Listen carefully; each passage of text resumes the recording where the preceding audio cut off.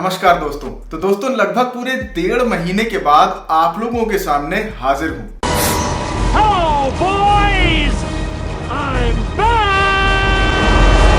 बहुत सारे लोग पूछ रहे थे कि आखिर 1.5 महीने से हूँ किधर, वीडियोस क्यों नहीं आ रही हैं। इसके बहुत सारे रीजन हैं। घर के थोड़े बहुत काम थे, जैसा कि आप देख पा रहे होंगे बैकग्राउंड में थोड़ा चेंजेस है। आउट ऑफ स्टेशन भी रहा कुछ दिन, तबीयत भी ठीक नहीं थी और त्योहार तो थे ही और कुछ एग्जाम्स भी थे। इन सभी वजहों की वजह से 1.5 महीने का गैप हो गया, जो आगे नहीं होगा।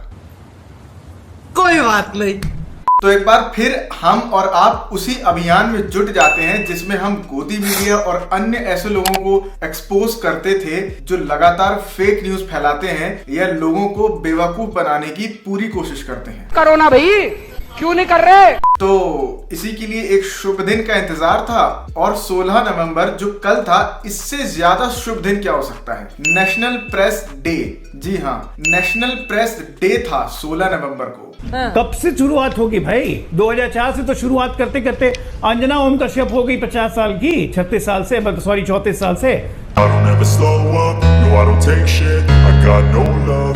प्रेस लोकतंत्र का चौथा स्तंभ होता है, सभी को पता है। वैसे बहुत कुछ है नहीं नेशनल फ्रीडम इंडेक्स में सेलिब्रेट करने के लिए। अरे 2016 में 132वें पायदान से 2022 में 150वें पायदान पर आ गए, क्या ही सेलिब्रेट करेंगे। और ये प्रेस सुप्रीम लीडर की प्रेस कॉन्फ्रेंस नहीं ले पा रही है। किसी भी देश का प्रेस मीडिया उस देश के विकास तक में बहुत बड़ा रोल प्ले कर सकती है। हमारे देश का प्रेस भी विकास में बड़ी भूमिका अदा कर रहा है, लेकिन विकास सिर्फ उनका खुद का ही हो रहा है। अब हमारे देश का प्रेस हमारे देश के विकास में कोई रोल अदा करे या ना करे, इस देश का युवा तो करता ही है। और तिहाड़ी है कि उसी युवा को टिंडर चलाने के लिए गरी आ रहा है। कड़वा सच यह है कि आज भारत के बहुत सारे युवा अपने ड्रीम्स के पीछे नहीं, डेटिंग एप्स के पीछे भाग रहे हैं और अपना ज्यादातर समय वो यहीं पर बिता रहे हैं। मतलब जिस तरीके से सुधीर चौधरी ने मोरबी में जो हादसा हुआ था उसमें जो लोग मरे थे उनको ही जिम्मेदार ठहरा दिया था, उसी तरीके से अब ये देश के युवा को ही जिम्मेदार ठहरा रहा है उनकी बेरोजगारी के लिए। और अक्सर आपने देखा होगा हमारे देश में ये कहा जाता है कि लोगों के पास, हमारे युवाओं के पास रोजगार नहीं है, लेकिन सोचिए यही युवा डेटिंग एप्स पर 3-3.5 घंटे अपने दिन के बिता रहे हैं। हम तो चूतिए हैं, दोबारा ट्राई करेंगे। अब देखिए, इनसे उम्मीद क्या थी? वैसे उम्मीद तो नहीं थी, इनसे तो बिल्कुल नहीं थी, लेकिन फिर भी इन्हें बताना क्या चाहिए? इनको आंकड़े किस चीज के देने चाहिए कि देश में कितने बेरोजगार हैं और कितने लगातार हो रहे हैं, कितनी वैकेंसीज आ रही हैं और कितनी वैकेंसीज आने के बाद भी कैंसिल हो जा रही हैं, कितने पेपर लीक हो रहे हैं, इसका कोई आंकड़ा नहीं है। कितने युवा टिंडर चला रहे हैं और टिंडर कितने का कारोबार कर रहा है, ये बता रहे हैं। इसकी जो इंडस्ट्री है वो लगभग 3,700 करोड़ रुपए की है, जो अगले 2 वर्षों में लगभग 6,500 करोड़ रुपए की इंडस्ट्री बन जाएगी।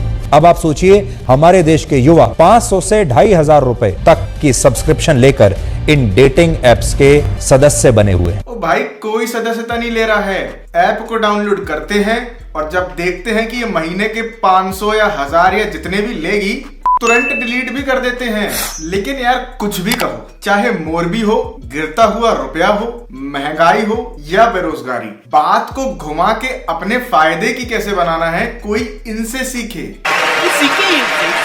तो दोस्तों अब आगे बढ़ते हैं और बात करते हैं भारत के एक महान निर्देशक की, डायरेक्टर की, जो पहले मस्जिद भी जाते थे, हिंदू धर्म के बारे में अनाप शनाप टिप्पणियां भी करते थे और महिलाओं के बारे में तो कमाल की सोच थी इनकी। फिर अचानक से इनका हृदय परिवर्तन हुआ और ये सनातनी हो गए, एंटी मुस्लिम हो गए, महिलाओं की इज्जत करना शुरू कर दी और एक पर्टिकुलर पार्टी के स्टार प्रचारक बन गए। इसी हृदय परिवर्तन के बाद इन्होंने बनाई भारत की super duper hit movie the Kashmir files. अब ये 2023 के स्वतंत्रता दिवस पर एक और मूवी के साथ आ रहे हैं, द वैक्सीन वॉर। अब जब स्टार प्रचारक हैं तो जब 24 में आम चुनाव है तो इतना तो बनता ही है। बस ये नहीं पता कि इस वैक्सीन वॉर में कोरोनिल की बात होगी या नहीं होगी, या फिर कुछ लोग जो कोविड-19 को गौमूत्र से ठीक करने की बात कर रहे थे उसकी बात होगी या नहीं। देशी गाय का गौमूत्र अगर हम लेते हैं तो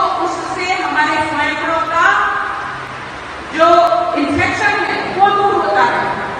वैसे बात एक आदमी की जरूर होगी, रविंद्र जडेजा की। रविंद्र जडेजा की वाइफ को गुजरात विधानसभा चुनाव में बीजेपी से टिकट मिल गया है। तो मारा पत्नी રીવાબા જાડેજા પર ઉમેદવારીનો કળશ તમારા સૌના ભરોસે ભાજપના નેતાઓએ ઢોળ્યો છે। सबसे ज्यादा फेंकता कौन है? रविंद्र जडेजा।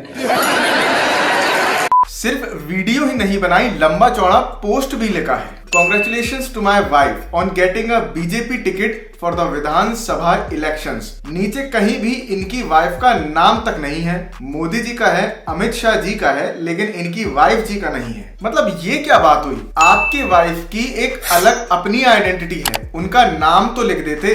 वो चुनाव जीतेंगी तो वो अपनी आइडेंटिटी पे जीतेंगी, बीजेपी की टिकट पे जीतेंगी, मोदी जी के नाम पे जीतेंगी, या रविंद्र जडेजा की वाइफ हैं इसलिए जीतेंगी?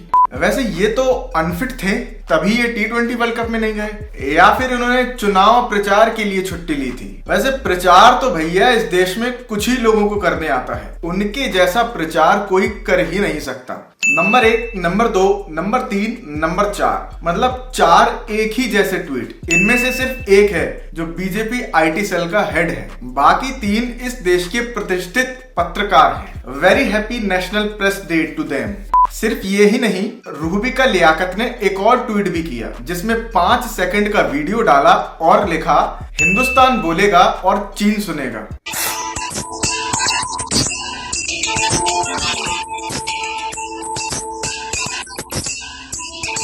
मतलब ठीक है, लेकिन अगर थोड़ी बहुत लाल आंखें भी हो जाती तो मजा आ जाता। और चीन को बोल के सुनाने के लिए हिंदुस्तान खुद अपनी कुर्सी से उठा और चीन के पास गया। चीन तो अपनी जगह ही खड़ा था। अब देखिए पूरा वीडियो।